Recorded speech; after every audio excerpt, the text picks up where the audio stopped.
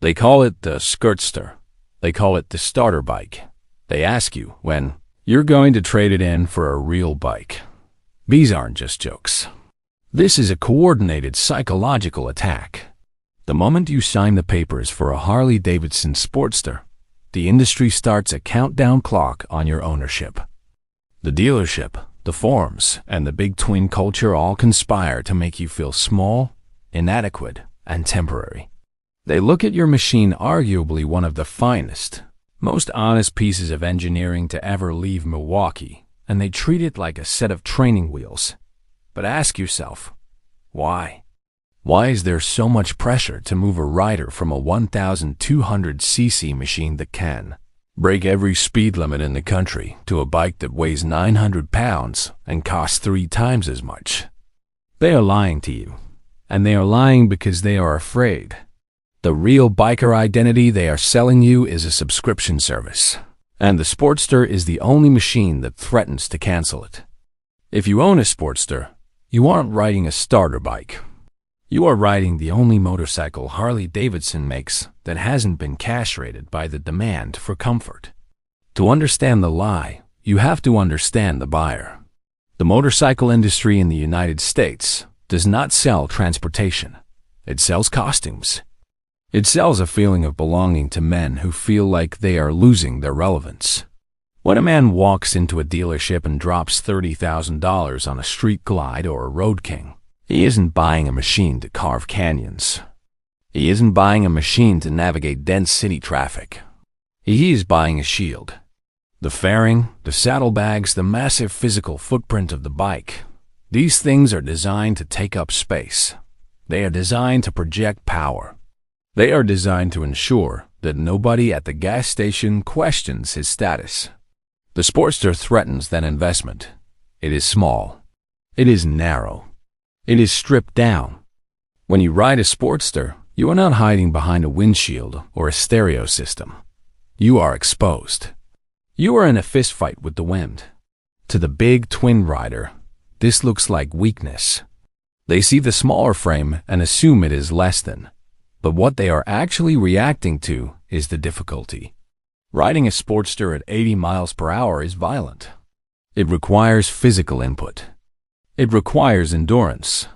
The real biker on the touring model has paid a $20,000 premium to avoid that violence. He has paid to be isolated from the road. He has paid for heated grips, cruise control, and a suspension system that makes the asphalt disappear.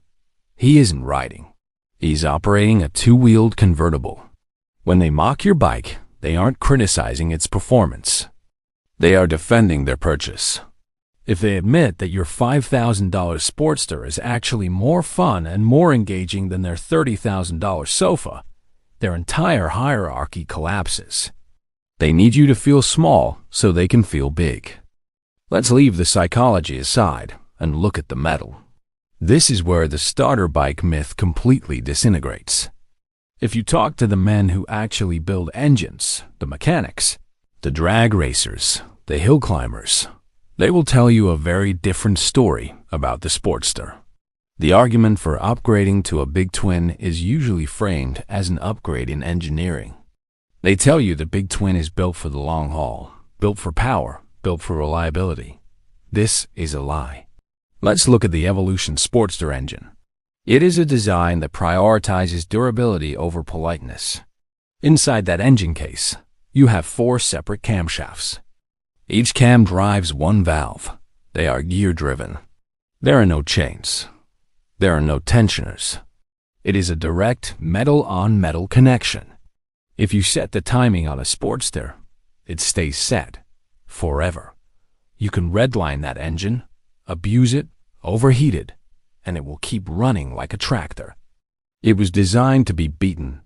Now, compare that to the upgrade, the twin-cam 88 and 96 engines that powered the big twins for nearly 2 decades. To make the engine quieter and more civilized for the lawyers and the casual riders, Harley replaced the gear drive with long cam chains. And to keep those chains tight, they use spring-loaded plastic tensioner shoes. Plastic. Inside an air-cooled engine that routinely hits 250 degrees. We all know what happens next. The plastic wears down. It becomes brittle. It shatters. Shards of orange plastic get sucked into the oil pump, starving the top end of oil. The engine eats itself from the inside out. This wasn't a rare defect. It was a feature of the design. The real Harley was a ticking time bomb that required a complete cam chest rebuild every 30,000 miles just to stay alive. While the big twin guys were stressing about their cam chain tensioners and checking their crank run out, another fatal flaw of the press crank twin cams, the Sportster riders were just adding gas. The starter bike has a bottom end that is nearly indestructible. The Pro bike has a bottom end made of glass. The insults don't stop at the engine. They attack the size and the feel of the bike. They say the Sportster feels cheap or rough. What they are feeling is rigidity. The Sportster utilizes something called unit construction. The engine and the transmission are cast into a single, solid piece of aluminum. The transmission isn't a separate box bolted on as an afterthought. It is integrated into the heart of the machine. This makes the powertrain incredibly stiff. It acts as a structural member of the chassis. When you lean a Sportster into a corner, the engine is helping you hold the line. The big twins?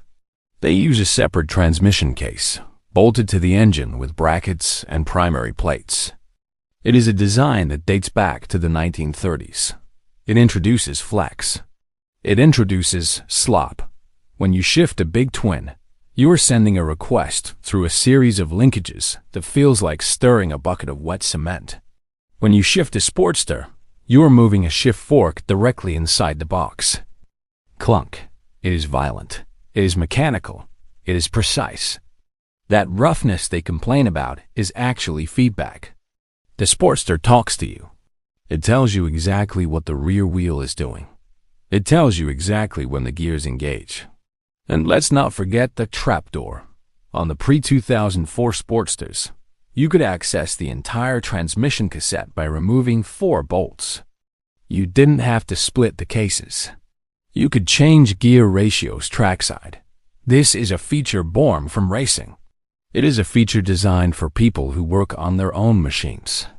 The big twins removed this access decades ago. Why? Because they don't expect their owners to wrench. They expect their owners to call a tow truck. The most offensive part of the starter bike label is the erasure of history. The Sportster is not a watered-down cruiser. It is a detuned race bike. The Sportster lineage traces directly back to the K model and the legendary KR750. These were the bikes that dominated flat-track racing in America for decades. They were designed to go fast on dirt ovals, sideways, at 100 miles per hour. The XR750, the winningest motorcycle in the history of AMA racing, is essentially a modified Sportster engine. The geometry of the Sportster is steep. The wheelbase is short. The center of gravity is centralized. It was built to turn. Compare this to the lineage of the Road King or the Heritage Softail. Those bikes trace their lineage to the FL Series heavy, lumbering machines designed for police duty and parades. They were never designed to be performance machines.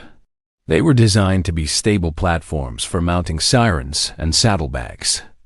When a guy on a bagger laughs at your Sportster, he's laughing at a thoroughbred while sitting on a mule. He has confused heavy with better. He has confused expensive with superior.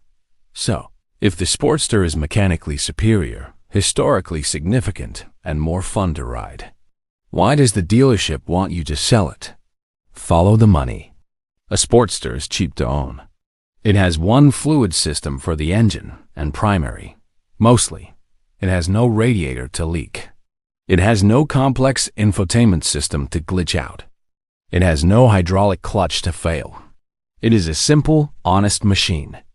This makes it a terrible product for the modern Harley-Davidson business model. The dealership does not make its money on the sale of the bike. It makes its money on the lifestyle tax. When you buy a big twin, you enter a system of perpetual consumption. The stock exhaust is too quiet. Buy the $1,200 slip-ons. The engine runs too hot. Buy the $500 tuna and the $300 oil cooler. The wind buffeting is bad. Buy the $400 windshield. My back hurts. Buy the $600 backrest. The Sportster doesn't need this. It is raw, and is supposed to be raw.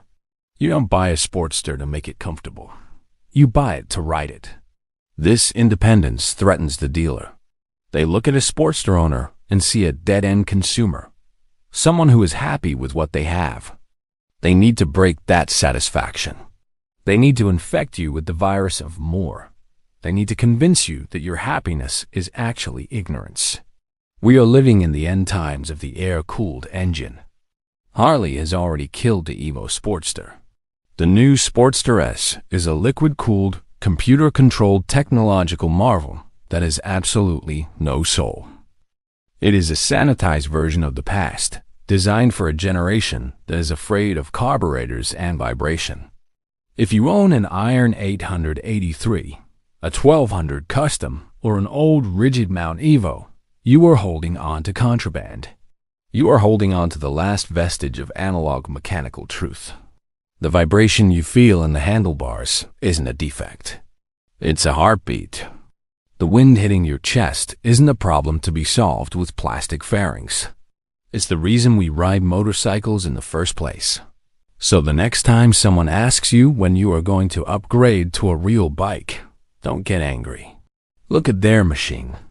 Look at the acres of plastic, the touchscreens, the cup holders, and the heated seats. Realize that they have paid a fortune to insulate themselves from the very experience they claim to love.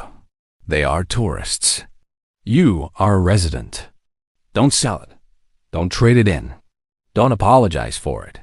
Ride it until the wheels fall off, rebuild it, and ride it again. In a world of plastic and software, iron is the only thing that's real.